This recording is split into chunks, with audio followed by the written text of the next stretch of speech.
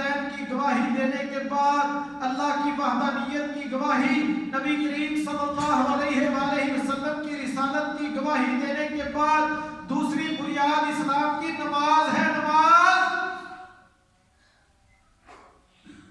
اور سیدنا ابو بکر صدیق رضی اللہ تعالیٰ عنہ نے رسول اللہ صلی اللہ علیہ وآلہ وسلم کی وفات کے بعد جب بعض لوگ مرتد ہو گئے کہ جنہوں نے یہ بات کہی کہ نماز تو ہم پڑھیں گے لیکن زکوٰۃ نہیں دیں گے، تو ابو بکر صدیق رضی اللہ تعالیٰ عنہ نے کہا تھا کہ اگر یہ نماز کے درمیان اور زکوٰۃ کے درمیان کوئی فرق کریں گے تو میں ابو بکر ان کے خلاف جہاد کروں گا۔ بتلائیے جہاد کفار کے خلاف ہوتا ہے یا مسلمانوں کے خلاف ہوتا ہے؟ اور جہاد تو کفار کے خلاف ہوتا ہے۔ وہ نماز تو پڑھنے والے تھے، زکوٰۃ دینے کا انکار کیا تھا جو سال بعد دی جاتی ہے۔ آج سوچئے جو بے نماز ہے، صدیق اکبر رضی اللہ تعالیٰ عنہ آج زندہ ہوتے تو کیا وہ ان بے نمازوں کے خلاف جہاد نہ کرتے؟ یقیناً کرتے، ضرور بھی ضرور کرتے، کیونکہ یہ خلیفہ کی ذمہ داری ہے، بادشاہ کی ذمہ داری ہے کہ وہ لوگوں کو نماز پڑھائے، دین کو قائم کرے۔ اور سیدنا عبداللہ ابن مسعود رضی اللہ تعالیٰ عنہ فرماتے ہیں، مصنف ابن ابی شیبہ کے اندر ان کا اثر موجود، کہتے ہیں جو نماز چھوڑ دے اس کا دین اسلام سے کوئی تعلق نہیں۔ سیدنا عمر رضی اللہ تعالیٰ عنہ فرماتے ہیں اسلام میں اس کا حصہ نہیں۔ عبداللہ بن مسعود کہتے ہیں اس کا دین کے ساتھ تعلق کوئی نہیں، اسلام کے ساتھ اس کا تعلق کوئی نہیں۔ اور نبی کریم صلی اللہ علیہ وآلہ وسلم کے صحابہ نماز چھوڑنے والے کو یہ بات کہہ رہے ہیں کہ وہ اسلام کا اسلام کے اندر اس کا کوئی حصہ نہیں، وہ مسلمان نہیں۔ نبی کے صحابہ کسی عمل کے ترک کو کفر نہیں سمجھتے تھے سوائے نماز کے ترک کرنے کو۔ اور اللہ کا قرآن کیا کہتا ہے؟ سورہ روم آیت نمبر 31 اللہ فرماتے ہیں وَأَقِیمُوا الصَّلَاةَ وَلَا تَكُونُوا مِنَ الْمُشْرِکِینَ، نماز قائم کرو، وَلَا تَكُونُوا مِنَ الْمُشْرِکِینَ، مشرکین میں سے نہ ہو جانا۔ اور میرے بھائیوں قرآن کا یہ معنی اور مفہوم بنتا ہے جو نمازی ہے، وہ مسلمان ہے، وہ مومن ہے، وہ ایمان والا ہے، اس کا اسلام کے اندر حصہ ہے۔ جو نماز چھوڑ دیتا ہے وہ مشرک ہو جاتا ہے۔ میں نہیں کہتا، اللہ کا قرآن سورہ روم آیت نمبر 31 کہتے ہیں، اور سورہ نساء آیت نمبر 142 کے اندر اللہ وحدہ لا شریک فرماتے ہیں ان المنافقین یخادعون اللہ وهو خادعهم، بلا شبہ یہ منافقین اللہ سے دھوکہ بازی کر رہے ہیں، اللہ ان کو دھوکہ دینے والا ہے۔ وَإِذَا قَامُوا إِلَى الصَّلَاةِ قَامُوا كُسَالَىٰ، جب یہ نماز کے لیے کھڑے ہوتے ہیں تو نہایت سست ہو کر کھڑے ہوتے ہیں۔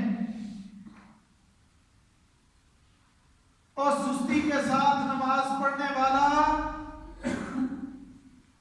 یہ منافقین کی ایک صفت اللہ نے قرآن کے اندر بیان کی ہے۔ اور جس کو اس بات کی خبر ہی نہ ہو کہ اس نے رات کو سونا کب ہے، جاگنا کب ہے، میں اچھے طریقے سے اپنے رب کی عبادت کر سکوں، میں وقت پر سو جاؤں گا تو صبح جلدی اٹھ جاؤں گا، جلدی اٹھوں گا تو میری نماز فجر قضا نہیں ہوگی۔ اور اللہ وحدہ وحدہ لا شریک تو منافقین کی یہ صفت بیان کر رہے ہیں کہ نماز کے اندر کھڑے ہوتے ہیں تو سستی کے ساتھ کھڑے ہوتے ہیں. اور سورہ توبہ آیت نمبر 5 کے اندر اللہ وحدہ لا شریک ارشاد فرماتے ہیں فَاقْتُلُوا الْمُشْرِكِينَ حَيْثُ وَجَدتُّمُوهُمْ، مشرکین کو جہاں پاؤ وہاں قتل کر دو انہیں. وَخُذُوهُمْ وَاحْصُرُوهُمْ وَقُعُودُوا لَهُمْ كُلَّ مَرْصَدٍ، انہیں پکڑو، ان کا گھیراؤ کرو، ان کے لیے گھات کی جگہوں پر بیٹھو. کن کے لیے حکم؟ مشرکین کے لیے. فَإِن تَابُوا، اگر یہ مشرکین شرک سے توبہ کر لیں، وَأَقَامُوا الصَّلَاةَ، نماز کو قائم کرنے لگ جائیں، وَآتَوُا الزَّكَاةَ، زکوٰۃ دینے لگے، فَخَلُّوا سَبِيلَهُمْ، تو انہیں پھر چھوڑ دو. ورنہ مشرکین کے لیے کیا حکم دیا کہ مشرکین کو جہاں بھی پاؤ وہیں پکڑ کر ان کو قتل کر ڈالو، ان کا گھیراؤ کرو، ان کو پکڑو، ان کی گھات کی جگہ جو ہے، نشانے کی جو جگہ ہیں، ان پر گھات کی جگہوں پر بیٹھ جاؤ. اگر یہ توبہ کر لیں، نماز ادا کرنے لگے، زکوٰۃ ادا کریں، تو تب انہیں چھوڑ دو.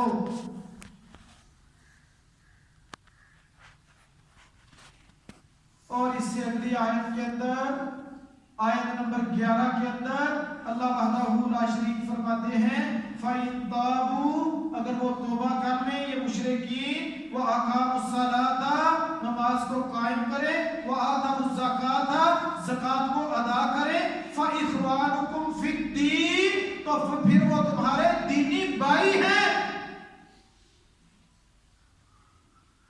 اور اگر یہ نماز نہ پڑھے، زکوٰۃ نہ دیں، تو کوئی بھائی چارہ نہیں ہے. یہ تو مشرکین کو حکم دیا جا رہا ہے کہ مشرکین کے لیے احکامات ہیں. اور ایک کلمہ پڑھنے والا مسلمان جو خود کو رسول اللہ صلی اللہ علیہ وسلم کا امتی قرار دے اور پھر نماز نہ پڑھے، اللہ وحدہ لا شریک نے پہلی امتوں کا حال بیان فرمایا. سورہ مریم آیت نمبر 59 اللہ فرماتے ہیں فَخَلَفَ مِن بَعْدِهِمْ خَلْفٌ، پھر ان کے بعد نالائق جانشین پیدا ہوئے. ایک جانشین ہوتا ہے جو لائق ہوتا ہے، ایک جانشین نالائق ہوتا ہے. اللہ فرماتے ہیں ان کے بعد ان کے نالائق جانشین پیدا ہوئے. خلف اضاعوا الصلاۃ، انہوں نے نماز کو ضائع کر دیا. واتبعوا الشہوات، خواہشات کے پیچھے لگ گئے. فسوف یلقون غیا، وہ عنقریب گمراہی کے انجام سے دوچار ہوں گے. اور خواہشات کا پجاری، ایک ہی خواہش کہ دنیا کے اندر عہدہ مل جائے، کسی طریقے سے میں چیئرمین بن جاؤں، ایم این اے بن جاؤں، ایم پی اے بن جاؤں، وزیر بن جاؤں، وزیر اعلیٰ اور وزیر اعظم بن جاؤں، ملک کا صدر بن جاؤں. حلال طریقے سے بنوں یا حرام سے بنوں، میرا بینک بیلنس زیادہ ہو جائے، میری دولت زیادہ ہو جائے، میرے جیسا پیارا گھر کسی کا نہ ہو، میرے جیسی گاڑی کسی کا نہ ہو، میرے جیسا بینک بیلنس کسی کا نہ ہو، میری بیوی بھی اچھی ہو، مجھے اللہ نے بیٹے بھی دے رکھے ہوں، نوکر چاکر بھی میرے ہوں. یہ خواہشات کا پجاری، نمازوں کو ضائع کرنے والا، خواہش کے پیچھے چلنے والا، یہ گمراہی کی راہ پر چلنے والا اور نجائز خواہشات کو پانے کے لیے، نجائز مال کو اکٹھا کرنے کے لیے آخرت کو بلا دینے والا، نماز سے بے خبر، روزے کو بلا دینے والا اللہ وحدہ لا شریک فرماتے ہیں فسوف یلقون غیا، یہ گمراہی کے انجام سے دوچار ہوگا۔ اور حلال کی تمنا کرے، حلال کی، حرام کی نہ کرے۔ اور رسول اللہ صلی اللہ علیہ وآلہ وسلم نے فرمایا وہ تھوڑا مال بہتر ہے، وہ تھوڑا مال بہتر ہے اس زیادہ مال سے جو اللہ سے بندے کو دور کر دے یا دین سے دور کر دے۔ کما قال النبی صلی اللہ علیہ وسلم۔ اور کیا فائدہ تیرے پیسے کا، کیا فائدہ تیری دولت کا، کیا فائدہ تیرے نوکر چاکر کا کہ تو رب کا باغی بن گیا؟ کوئی فائدہ نہیں۔ رسول اللہ صلی اللہ علیہ وسلم فرماتے ہیں تیرے لیے تھوڑا مال بہتر ہے۔ جس تھوڑے مال کو حاصل کرنے کے لیے یا اس کو لے کر تو نمازی ہے، روزہ دار ہے، ذکر کرنے والا ہے، اشراق پڑھنے والا ہے، لوگوں کے حق حقوق ادا کرنے والا ہے، راتوں کو اٹھ کر تہجد پڑھنے والا ہے، تو حلال تھوڑا کما کر اللہ کا پیارا ہے، تیرا اللہ تجھ سے پیار کرتا ہے۔ اس پیار کا نتیجہ یہ ہے کہ آسمان کے فرشتوں کے اندر اللہ کہتا ہے میں فلاں بندوں کے ساتھ، فلاں بندے کے ساتھ محبت کرتا ہوں، میرے فرشتوں اس کے ساتھ محبت کرو، اے جبرائیل اس کے ساتھ محبت کرو۔ جبرائیل علیہ السلام اس کے ساتھ محبت کرتے ہیں، آسمان کے فرشتے محبت کرتے ہیں۔ رسول اللہ صلی اللہ علیہ وسلم نے فرمایا زمین کے اندر بسنے والے لوگ بھی اس کے ساتھ محبت کرتے ہیں۔ اللہ کے محب مانے جائیے، اللہ کو اپنا محبوب بنا لیجئے، پھر آپ کی دنیا بھی بن جائے گی اور آخرت بھی بن جائے گی۔ اللہ مجھے اور آپ کو کتاب و سنت پر عمل کی توفیق عطا فرمائے۔ اللہ ہمارے کبیرہ صغیرہ گناہوں کو معاف فرمائے۔ سبحان ربک رب العزت عما یصفون وسلام علی المرسلین والحمد للہ رب العالمین۔ ان الحمد للہ نحمده ونستعینه ونستغفره ونعوذ باللہ من شرور انفسنا ومن سیئات اعمالنا، من يهده الله فلا مضل له ومن يضلل فلا هادي له، اشهد ان لا اله الا الله وحده لا شريك له واشهد ان محمدا عبده ورسوله، اما بعد فان خير الحديث كتاب الله وخير الهدي هدي محمد صلى الله عليه وسلم وشر الامور محدثاتها وكل محدثة بدعة وكل بدعة ضلالة۔ نمازوں کی فضیلت آپ نے جانی، بعض نمازوں کی رسول اللہ صلی اللہ علیہ وسلم نے لیلہ سے فضیلت بھی بیان فرمائی ہے۔ آپ نے فرمایا جو شخص 2 ٹھنڈی نمازیں پڑھتا ہے وہ جنت میں جائے گا۔ 2 ٹھنڈی نمازوں سے مراد فجر کی نماز اور عصر کی نماز ہے۔ اس حدیث کو امام بخاری اور امام مسلم نے روایت کیا۔ آج ہر ایک کی تمنا ہے کہ میں رب کی جنت کا وارث اور مالک بن جاؤں، جنتی کہلواؤں، میرے اعمال جنتیوں جیسے ہوں، لیکن معذرت کے ساتھ بے نماز میرے بھائیوں نہیں۔ رب کی جنت کے اندر 2 ٹھنڈی نمازیں پڑھنے والا، فجر پڑھنے والا اور عصر پڑھنے والا رب کی جنت کے اندر داخل ہو جائے گا۔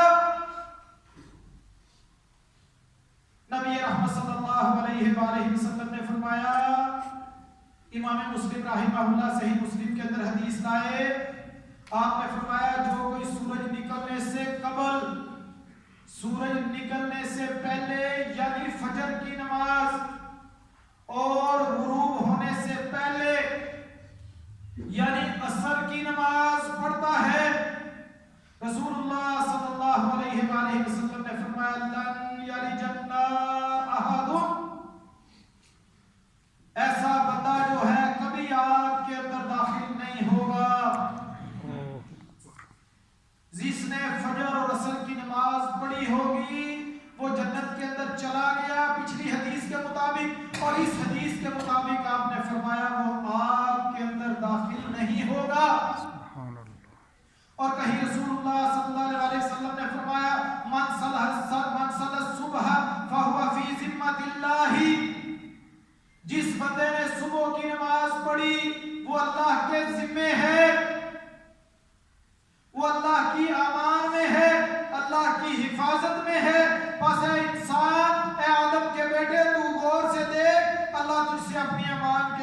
किसी किस्म की बाज पुरस ना करेगा।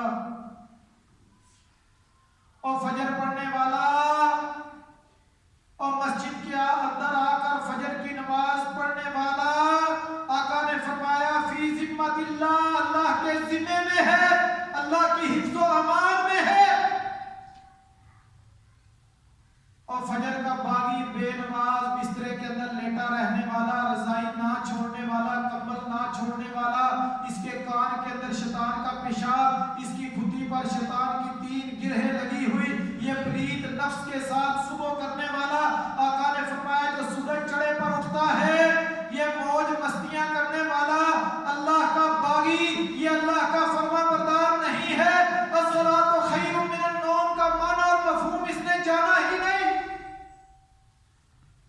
ये कहने को अपने आप को अहले हदीस कहता है, मैं अहले हदीस हूँ। किस हदीस का माना और मफहूम है कि फजर को सोए रहो बिस्तरों के अंदर। रसूलुल्लाह सल्लल्लाहु अलैहि वसल्लम ने फरमाया तुम्हारे अंदर रात और दिन के फरिश्ते बारी बारी आते जाते हैं, सुबह और असर की नमाज में वो इकट्ठे हो जाते हैं। अल्लाह के फरिश्ते एक तो फजर की नमाज में इकट्ठे होते हैं, एक असर की नमाज में इकट्ठे होते हैं, फिर वो फरिश्ते जो तुम्हारे अंदर रात गुजारते हैं ऊपर चढ़ जाते हैं।